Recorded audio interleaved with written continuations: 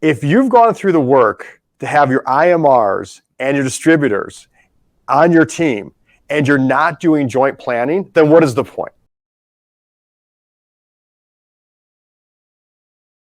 It's sad, actually. It's actually can be frustrating and sad because it's like you've signed up the IMRs, you've trained them, you've educated them, you've worked with these distributors, you've done all the heavy lift. 80% of the effort's already done.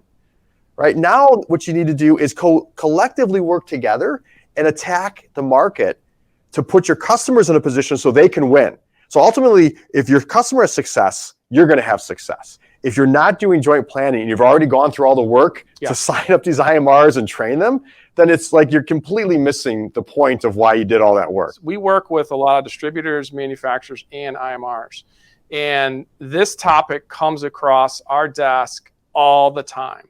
And the biggest problem out there is a lot of times a manufacturer will put too much trust into an IMR to say, hey, here's our product, just go sell it.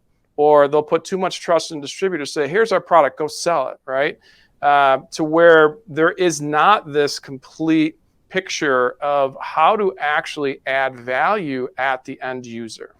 Today we just presented this session, and it was all about how to get the end user to switch the brand that they're using into your brand.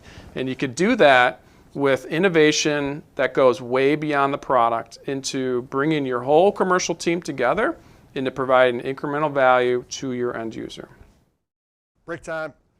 Need some grub.